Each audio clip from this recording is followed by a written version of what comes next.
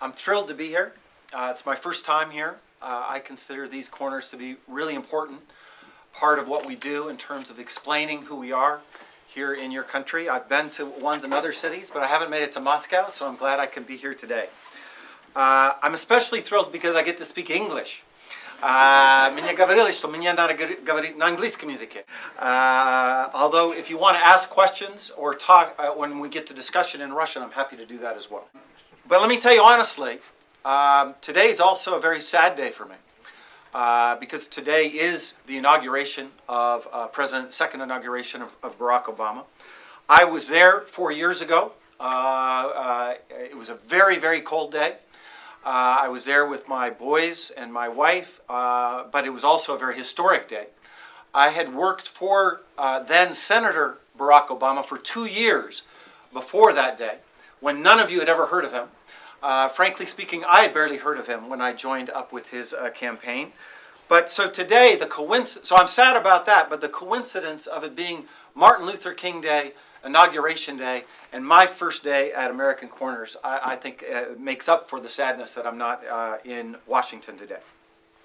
For me, if you know anything about my background before I joined the government, Martin Luther King Day was always an important day in my life.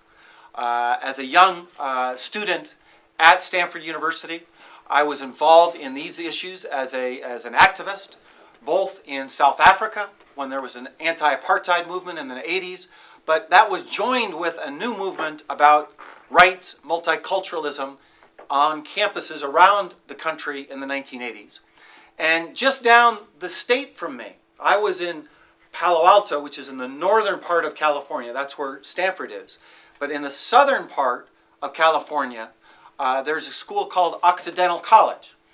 And at Occidental College, at exactly the same time, I'm just a couple years younger than him, there was a young student there that gave his first speech, first public speech ever about these issues. And it was related actually to Martin Luther King Day, as I recall, but it was about anti-apartheid struggle in South Africa. His name was, at that time, Barry Obama. But over the course of his time at Occidental College, he became Barack Obama. So the coincidence of, in terms of my own personal interests, my now professional responsibilities, makes this day an incredibly special day for me. And therefore, I don't want to give a long speech. If it's a special day, no long speeches. But I did want to say maybe 3 or 4 what I think are the main points and the lessons of the Martin Luther King's life and the legacy he left, and how it ties to the legacy and the future of President Obama's second 4 years in office. All right, and then I'm going to stop, and we can talk about anything else that you want. We can talk about basketball, we can talk about adoptions, we can talk about U.S.-Russian relations, we can talk about anything. Doesn't mean I'm going to answer all your questions, but you can ask about anything. It does not have to be related to what I'm going to say right now. But I feel this is a special day, so I want to say just a few things about Martin Luther King, his legacy, and how it relates to my president and my current boss, Barack Obama. First, the very fact that we needed a Martin Luther King in the second half of the 20th century should remind us all that democracy is always a work in progress. There's no perfect democracy. I don't know of one. I dare you to name me one. Sweden, I'm going to argue with you if you bring up Sweden. There's no perfect democracy. And so those that care about democracy, liberty, and human rights must always continue their struggle no matter where they live and what time they live in. 150 years ago, we fought an awful civil war in my country. And in fact, I don't know, has Lincoln, the movie, been to Moscow yet? I don't think it has. 24th of January. Aha, 4th of, it'll be coming. If you have any interest in American history, I strongly recommend that you go see this movie. I just saw it in Montana, where I'm from, 2 weeks ago. A very important story and lesson in our history after the war, and how President Lincoln led the struggle to amend the Constitution. But after all that bloodshed, and after that political struggle, 100 years later, many of the things that were codified formally in the Constitution were still not rights available to many African Americans, especially those living in the South. And that's why we needed a Martin Luther King. In fact, in 1963, Dr. King wrote in a very famous, one of his very famous publications called A Letter from a Birmingham Jail, now is the time to make real the promise of democracy. And that he is saying that in 1963 should remind us all about how democracy is always a work in progress. It's never an endpoint. Second, Dr. King demonstrated the power and necessity of a strong civil society, гражданское общество. Remember, King was never elected to any office. Never. People forget that. He never ran for any office. He didn't think that that was the means that he wanted to use to achieve the political objectives that he sought. Nor did he focus on getting other people elected, right? There's a lot of talk about how important elections are. I just want to remind you that for Dr. King, elections and campaigns and politicians were not the focus of his energies and were not the focus of his strategy for achieving the political outcomes that he sought. In fact, let's not forget, he was a preacher. He was a man of faith. He was a man from the church. He was not a man from the White House or from a privileged family or a political family. That's where he came from to do what he did. But he built a strong non-governmental organization and then organized a national movement. It started small and it later became a national movement outside of the state in order to change the inside of the state. That is, from outside, he sought to change the behavior of the state itself. It was not enough to have laws written down in the books or even in the Constitution. It was not sufficient just to read pretty words that were written down in these laws, either in terms of talking about state laws down in the South or even in our own national Constitution. In order to have the rule of law enforced, Dr. King believed, and proved to be correct, that society had to demand from the state that they enforce their own laws. So you don't get rule of law from a judge or from a president only. You get it when society demands the rule of law from their elected officials and from those in the judiciary as well, those that are not necessarily elected. So his example, in my opinion, showed that democracy is not just about elections, but also about a vigorous society that keeps government and judicial officials accountable to the will of the people. Third, Dr. King showed that peaceful, evolutionary methods in the pursuit of democratic change is possible, even against the most powerful of opponents. Now, remember, Dr. King and his allies and those in his movement were not afraid to break laws which they thought were illegitimate. King himself was arrested, as you know, and wrote one of the most famous texts he ever wrote, as I've already cited, Letter from a Birmingham Jail in 1963, while sitting in jail. That's important to remember about his methods. They were not passive methods. They were not, we're not going to do anything. They were quite confrontational methods, but peaceful methods. Always peaceful methods. Now, the issue of nonviolence was hotly debated within the civil rights movement back in the 1950s and 60s. It's important to remember that. There were many others, Malcolm X being the most famous, but many, many others that said to Dr. King, "You're an idiot. You don't understand. They shoot at us. They kill our people, and what do? We protest nonviolently. We sit on the floor and we sit on the bridge to get arrested." And they said, "This is folly, Dr. King. You're a fool. You're a part of the past. The future for change demands more militant actions." That was a big debate in the 1960s. And I think it's important to remember that it was a big debate. And of course, you have to remember, the obvious point, that Dr. King's foes were not afraid to use violence, including, of course, most tragically, against him. And yet, I think the lesson now with 40 or 50 years of hindsight is that it was a very effective mechanism. It was a very effective tactics. And you see now the power of nonviolent civic resistance in our country is being learned by movements that came after him. The women's movement, the gay rights movement, anti-war groups, and most recently, the new mobilization that we're seeing in my country right now about the issue of guns and gun control. All being done in a non-violent way as opposed to a violent way. Fourth, I only have 5. Fourth, Dr. King's work and today's inauguration of Barack Hussein Obama underscore how rapidly societies can change. And this, to me, is one of the most important messages, I think, of this particular historical day. Now, obviously, it goes without saying that there would never have been a President Obama without Dr. King coming first. And believe me, President Obama understands that well. He has 2 busts in his office. It's called the Oval Office.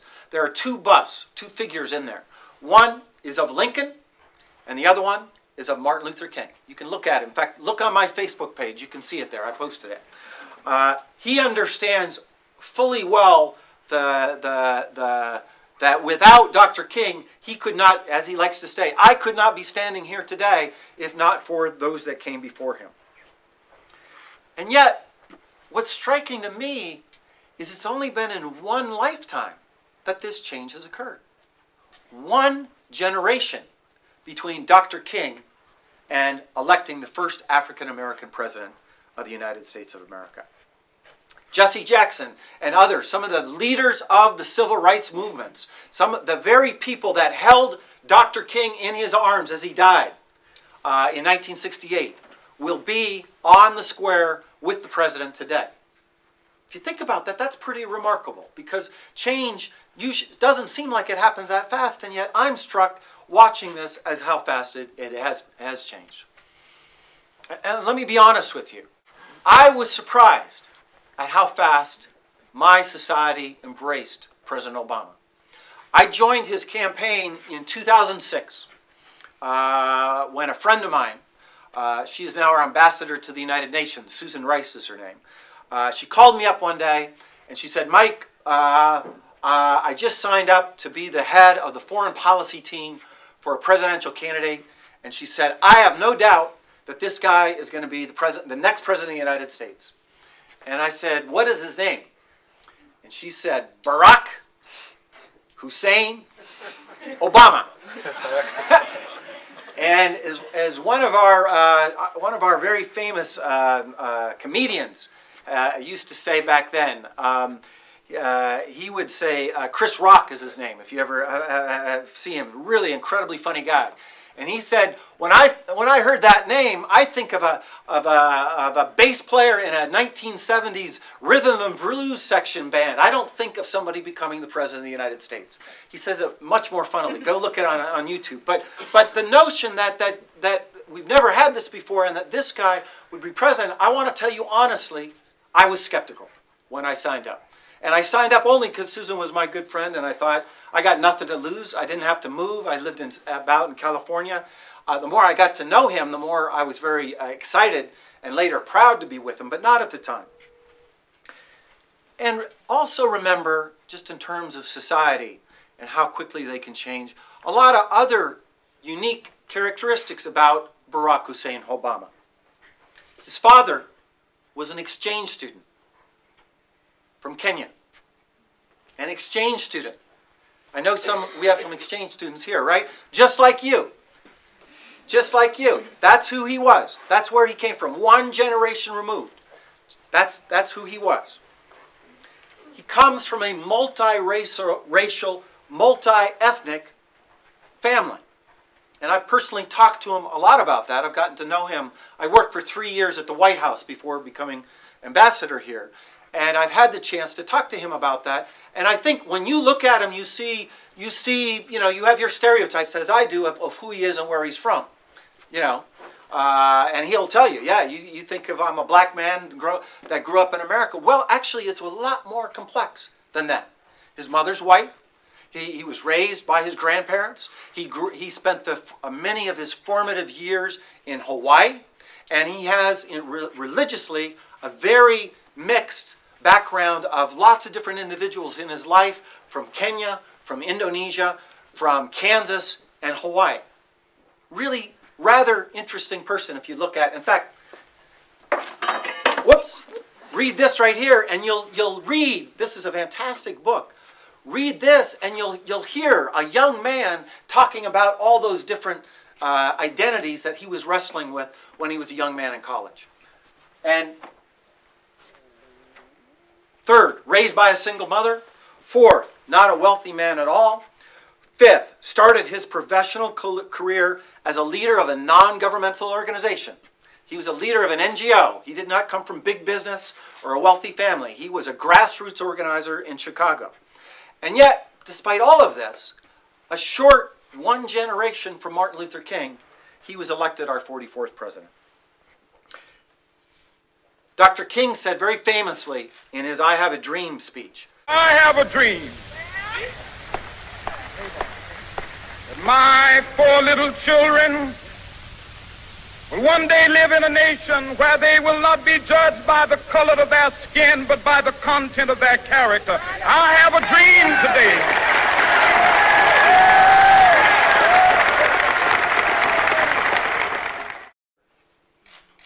Well, that's exactly what the American people did in 2008, and that's exactly what they did one more time in 2012. So the lesson here is never underestimate your own people and their ability to change. Finally, and I'll end on this, last lesson from Dr. Martin Luther King is one he himself articulated, and let me quote him. Quote, "The arc of the moral universe is long, but it bends towards justice."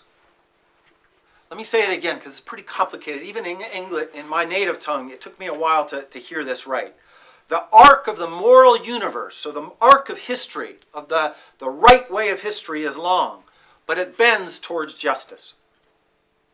By the way, that phrase, President Obama eventually, it took him 2 years to do it, but he eventually got rid of the furniture and the decorations in the Oval Office that George W. Bush had left for him. It took him 2 years to do that. And we all joked about it when we go in there. We'd say, you know, this doesn't really look like you. When are you going to change it? He finally did, with the help of Michelle Obama, by the way. And on his floor is a carpet. And there are some of his favorite phrases embroidered into the carpet. And this is one of them. This phrase now sits on the Oval Office, and you can see it when you walk in there. And the lesson here is clear, of course. Struggles can endure for a long time without results. Dr. King's own civil rights movement is an example of that. And even after all of his successes, including today's inauguration of President Obama, injustices do endure in my country. There's no doubt about it. As President Obama himself said right after his election, there was too much money in the electoral process, in his view, too much gridlock in Washington. We have tensions over immigration, we have too many people in jail, and we need to find a better way to deal with guns. These are contemporary issues of injustice that are in America today. And as Obama himself reminded the American people when he spoke at the dedication of the Martin Luther King Memorial, he said, "Our work is not done." Our work, that meaning the work of Dr. King and his work, is not done in America today. And I suspect in just a few hours, when the President speaks before 1 million people, you'll hear a little bit of the work that needs to be done, and he'll give you his views of those pieces. And yet, I think when you look at the history of my country anyway, and I would say maybe the history of the world more generally, days like today, when Obama will be speaking, and thinking of the legacy that he is representing in Dr. King, that's pretty strong evidence that Dr. King was right. The arc of a moral universe is long, but it bends towards justice. So to conclude, I got to tell you really honestly, I'm a really proud American today. This is a great day to be an American. I'm honored to be able to represent my country in your country today. And I just want to remind you and remember to end on something that President Obama, if you get to meet him someday and you're standing in a line, you know, and you're really lucky and you have a piece of paper with you or you have a book for him to sign, or a lot of people just give him their arms or their t-shirts, right, to get his signature. What he signs when he's doing that, he signs dream big dreams. And so Martin Luther King did that. Barack Obama is trying to live his big dream. And we should all do that as well. Okay, we're done. Thank you.